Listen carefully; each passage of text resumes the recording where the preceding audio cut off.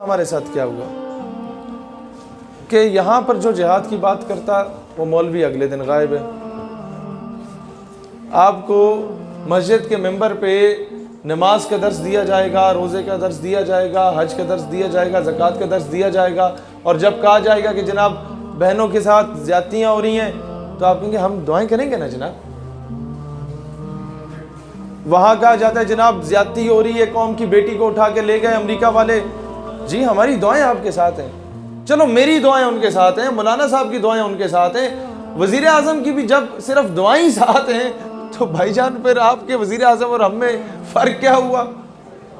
जब दुआएं ही आपके साथ हैं सिर्फ, तो फिर ये एटम बम क्या फूफी की शादी में तो नहीं छुड़ाना ना, इसे किसी मकसद के लिए रखा हुआ है। तो ये कुछ चीज़ें हैं जिस पे अगर हम बात करें तो कहते हैं ये गद्दारी वाली बातें कर रहे हैं। भाई हमारे आबा अजदाद ने तुम्हें पाकिस्तान बना के दिया था, ख्वाजा कमरुद्दीन सियालवी रहमतुल्लाह अलैह जैसी हस्तियों ने तोहफे में दिया था पाकिस्तान, पंजाब दिया था। अमीर मिलत पीर जमात अली शाह रहमतुल्लाह अलैह जैसी हस्तियों ने पंजाब दिया था। पीर साहब पगाड़ा ने आपको सिंध दिया था। पीर ऑफ मानकी ने उस वक़्त जब एक तहरीक चल पड़ी थी नेहरू के हक में, तब पीर ऑफ मानकी ने उससे अगेंस्ट खड़े होकर कायदे आज़म का साथ दिया था। बड़ा मुश्किल वक्त होता था।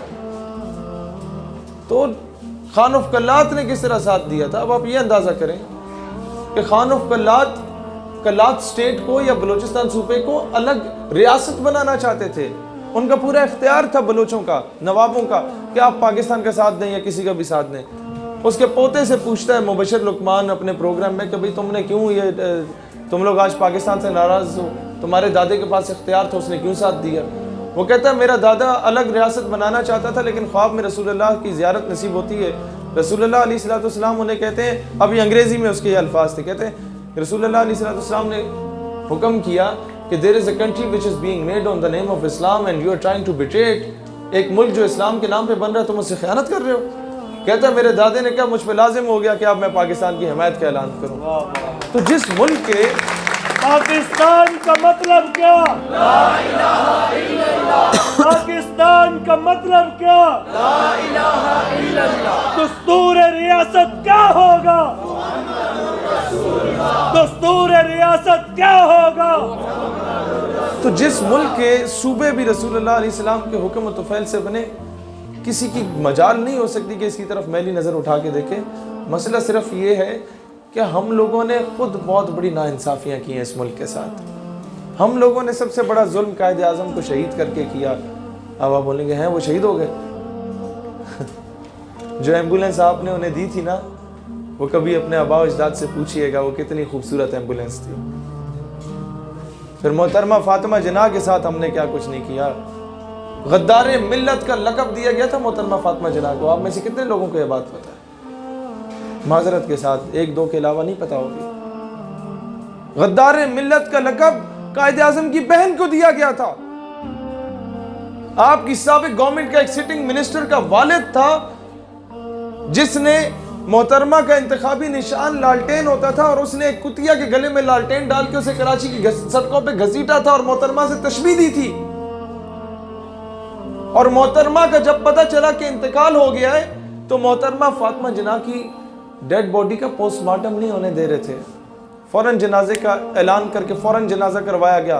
वो औरत बताती है जिसने गुस्ल दिया था मोहतरमा को, कहती है जिस्म पे कहीं कहीं जगहों पे खंजर के वार मुझे नजर आए थे, फील हुए थे।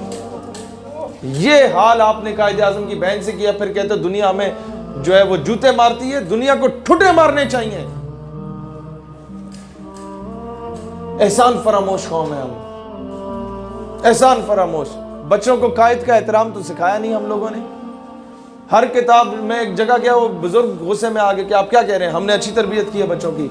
मैंने कहा जनाब किताब पहली थमाई तो क्या पकड़ाया? कहते हैं ABC। मैंने कहा दूसरी किताब उठाई, क्या पढ़ाया बच्चे को? कहते हैं अलिफ बे पे। मैंने कहा यही सबसे बड़ा अलमिया है। तीसरे सफ़ा खोल के किताब का ABC, दूसरी किताब का भी तीसरा सफ़ा खोल के अलिफ बे पे पढ़ाते हो।